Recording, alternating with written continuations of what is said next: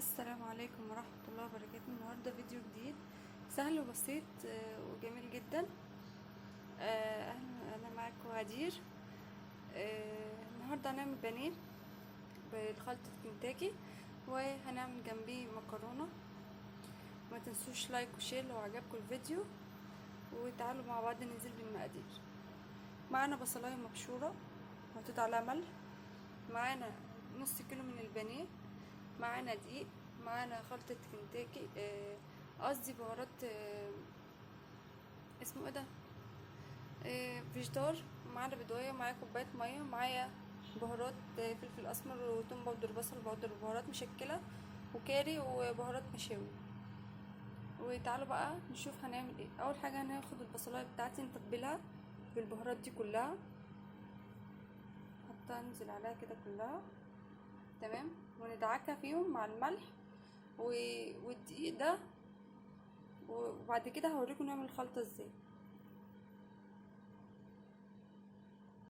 ادي الفراخ بتاعتنا اتبلت اهي، واسيبها شويه تتنقع في التتبيله هنا على جنب كده.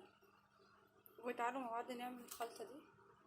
كنتاكي معانا كوبايه ميه وبيضايه وشويه بهارات وبس. لو عندك نشا او بيكنج باودر حطي. انا هحط هنا ده فلفل اسمر وتوم باودر، بصل باودر، حطهم هنا. وهحط عليهم شويه ميه، معلقه بمعلقه لحد ما اوصل للقوام اللي انا عايزاه. اقلب زي ما انتوا شايفين. عايزه ميه تمام. متنسيش بس عشان احط البيضه لسه، فمتنسيش دي اهم حاجه. عايزه تحطي كركم عليها حطي. انا هحط شويه كركم وكاري، حطيهم عليها يدي طعم جميل اوي اوي اوي. تمام. نقلب بقى الخلطه واوريكم القوام في الاخر. كده قلبنا الخلطه بتاعتنا تمام. حطيت عليها شويه كاري وكركم، وهنا حطيت شويه ملح وبهارات مشكله وشويه شطه تمام. تعالوا بقى نشوف هنعمل ايه في الفراخ بتاعتنا بعد ما اتنقعت اهي في التتبيله. تاخد بقى الفرخه بتاعتنا انفضها كويس جدا من التتبيله اهو.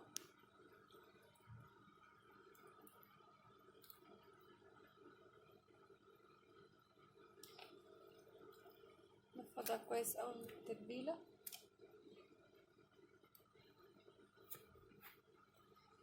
ثواني.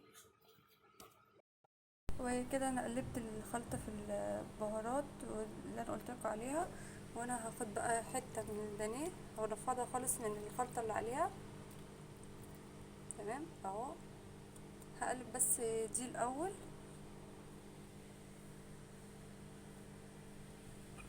اقلب البهارات لا تمتزج بيها فيها تمام. بعد كده بقى امسك حته الفرخه، البانيه او فراخ، تنفع بانيه وتنفع فراخ مخليه وتنفع استريبسر.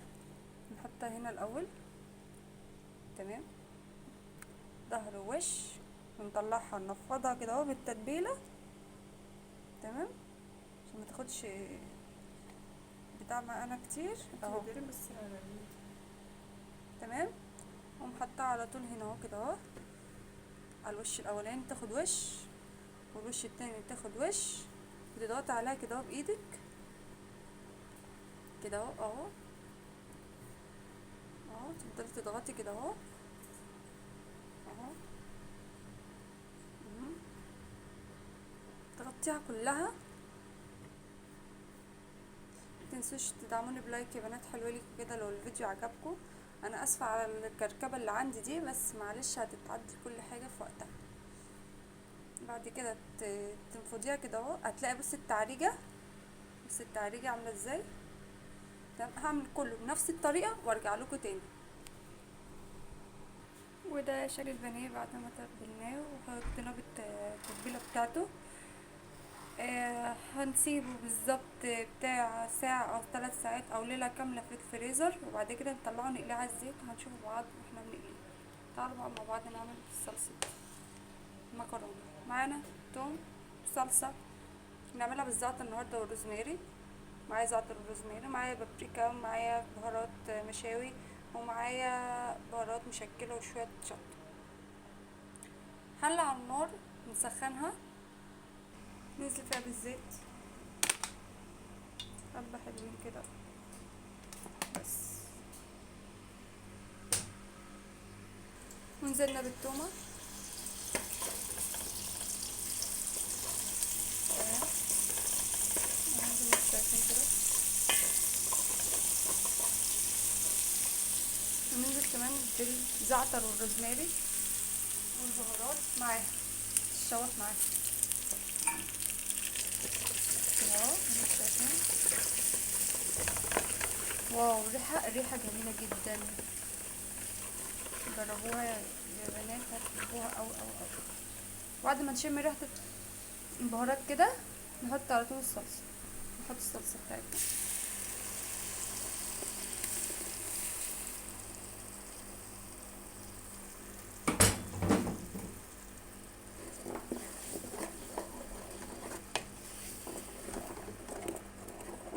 اهو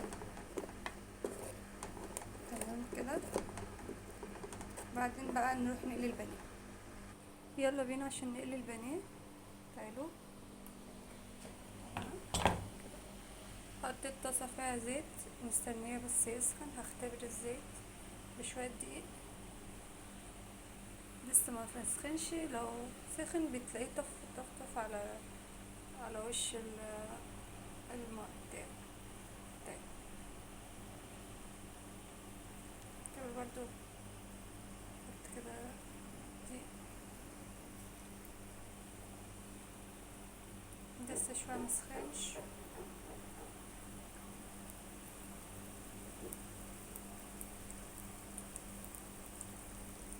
بسم الله، على النار متوسطة عشان تستوي معانا.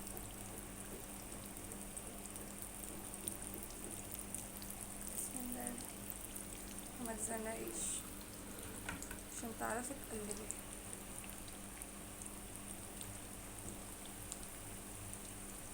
الصلصة معانا يا شباب، نقلبها بس كده تقليبة. تمام، مرة دقايق. لو عندك صلصة بيضة لازم علاجة البابريكا وعلاجة الخلطة الوصفة اللي انا قلتلك دي. تحمصي البهارات والبابريكا عشان تطلعلك وادي الفراخ اهي. اما اجي بقى اقلب على وش تاني هوريلك البانيه احمر بقلبه.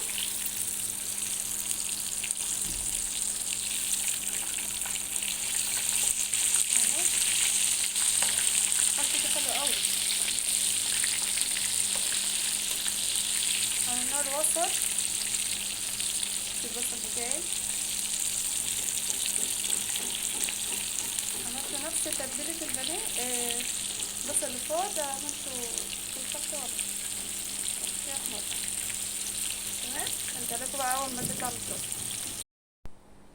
وده شكل البانيه بعد ما طلع من من الفرن من الزيت. وادي المكرونه بتاعتنا سقطناها وعملناها. وادي طبق السلطه الجميل. وادي طبعا كوبايه العصير بتاعتي عشان انا صايمه. ما تنسوش تدعموني بلايك وشير للفيديو لو عجبكم. تمام، لايك وشير للفيديو لو عجبكم، وما تنسوش لايكاتكم الجميله عشان بتشجعني. ولو عايزين اي وصفه تانية قولولي. تمام، لو عايزين اي وصفة تانية قولولي. واشوفكم في فيديو جديد، والسلام عليكم ورحمة الله وبركاته.